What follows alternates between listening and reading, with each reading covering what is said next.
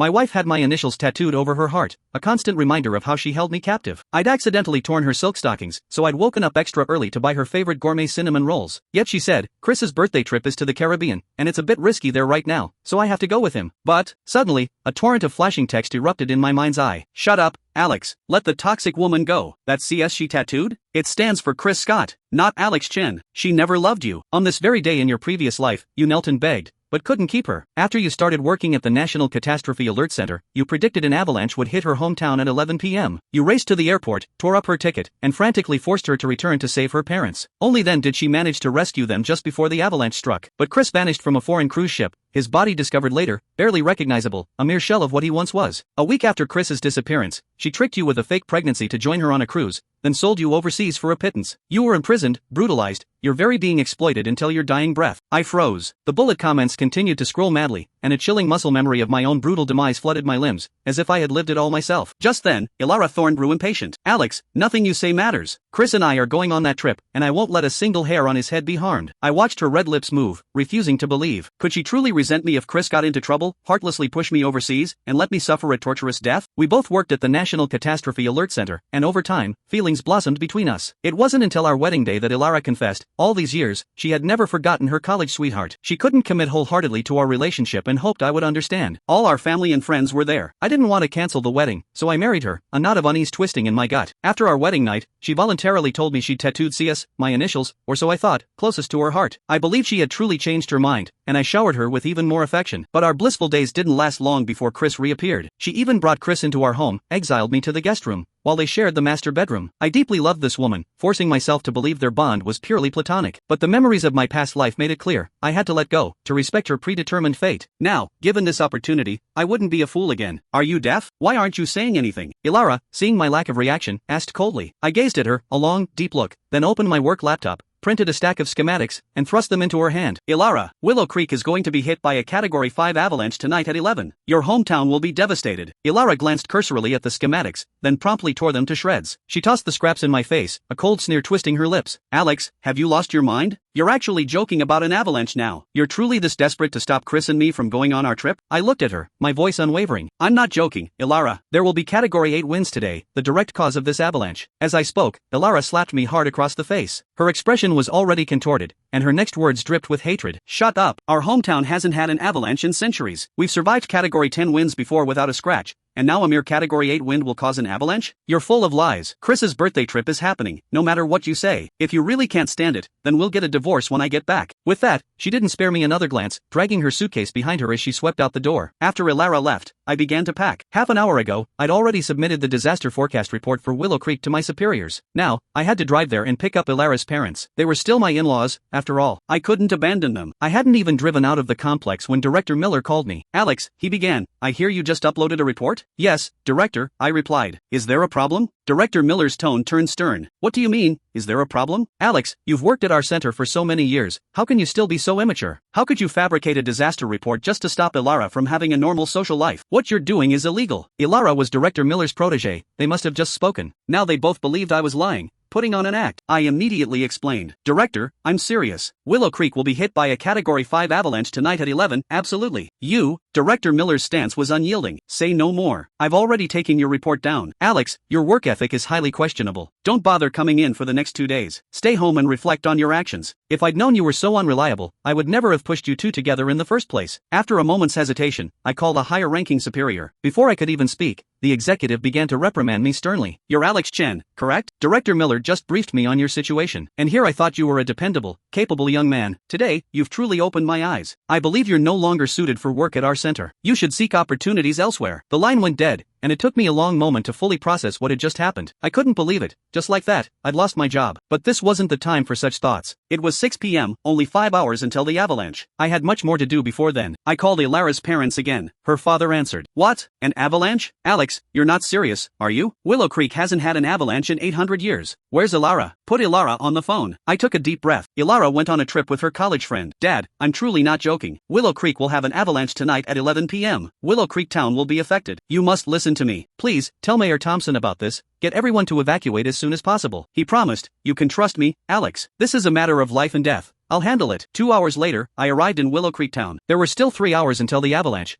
but looking around, the town's main street was still bustling with people. They had absolutely no sense of impending danger. What was going on? Time was pressing. I called her father again as I hurried towards Mayor Thompson's house. To my dismay, her father was right there at Mayor Thompson's house, and the two of them were sharing a drink. "Dad, what are you doing? The avalanche is coming soon. Why aren't you evacuating?" I asked frantically. Mayor Thompson slowly eyed me, then turned to her father. "Is this your son-in-law? He looks decent enough, but his character seems questionable. Tricking everyone with such a tale?" Her father walked over, then lifted his leg and viciously kicked my shin. "Alex, you're an adult. How can you make up such outrageous lies? If I hadn't called Ilara, I might actually have believed your nonsense and put the whole town through pointless panic. Imagine the gossip that would have spread about us. They didn't believe me either." I opened my mouth to say something, but my phone suddenly rang. It was Ilara, I answered, desperate. "Ilara, quick, tell your dad, Willow Creek is really going to have an avalanche. You need to get." She cut me off coldly. "Alex, have you lost your mind? Chris and I are just on a trip. Why are you being so dramatic?" Chris chimed in, fanning the flames. "Yeah, buddy," he drawled. "If you keep this up, Ilara's just going to despise you even more. Ilara threatened me. That's enough. Otherwise, I really will divorce you, and then you can prepare to leave with nothing." With that, she hung up. I had put the call on speaker to make it easier for Ilara and her father to talk. Ilara's father, having heard the whole exchange, glared at me. "What in the world is going on between you two? You're talking about divorce?" I desperately wanted to explain, but this was no time for explanations. I turned to Mayor Thompson. "Mayor Thompson, I am an engineer from the National Catastrophe Alert Center. Due to Category 8 winds, Willow Creek will experience an avalanche. I have accurately predicted it will begin at 11 p.m. tonight, and its danger level is Category 5. This entire area will be buried under snow. Please, you must believe me." The mayor hesitated, seemingly weighing the truth of my words. But then, her father scoffed, a cold sneer on his face, and said to the mayor, "He's no engineer anymore. My daughter already told me the alert center plans to fire him." "Mayor Thompson, don't you dare listen to his nonsense." Mayor Thompson's face turned cold. He pointed to the door. "Young man, this is no place for your jokes. Please leave." He was kicking me out, but I knew, with grim certainty, that I couldn't leave. Only by convincing this man could the townspeople be saved. In desperation, I knelt directly before the mayor. "I, Alex Chen, am truly not joking. If an avalanche doesn't happen here by 11 p.m. tonight, then call the police, have me arrested, send me to jail. Mayor, there's not much time left until the avalanche. Please, quickly inform everyone to evacuate." "Aren't you ashamed of yourself?" her father roared. Enraged, he lunged and delivered a powerful kick directly to my chest. I crumpled to the floor, my chest aching, making it hard to breathe. I fixated on the mayor, my gaze unwavering. "The avalanche is truly coming, Mayor. Can you bear the weight of hundreds of lives on your conscience?" The mayor stared at me, a profound, searching look in his eyes, then finally said, "I'll trust you, this once." Her father was dumbfounded. "No, Mayor Thompson, you can't actually believe his nonsense. He's just trying to upset my daughter, playing a dramatic game with us. If the avalanche doesn't come," the mayor said, already walking away, "then he'll go to jail." The mayor said, then strode away. I gritted my teeth, forcing myself to stand and follow him, reminding him, "This avalanche will affect an area of 3 kilometers. To be safe, everyone should evacuate to at least 5 kilometers away." The mayor immediately began organizing people and arranging the evacuation. I turned back to find her father. "Dad, I drove here. Please, you and Mom, come with me in my car." He slapped me hard across the face. "I'm not going anywhere. The moment my daughter returns, I'm making sure you two get divorced. Then you can rave like a lunatic all you want. Damn it, you've completely shamed me." Next, the townspeople began to evacuate rapidly. In less than 2 hours, most of them were gone, but I was locked out of the house by Ilara's parents. No matter how I pleaded, they refused to leave with me. I had no choice but to call Ilara. Only she could convince her parents to evacuate. The phone rang over a dozen times before it was finally answered. I quickly told her, "Please, just believe me this once, okay? Everyone in town has evacuated, only your parents refuse to leave. Tell them, quickly, the avalanche is only 20 minutes away. It'll be too late soon."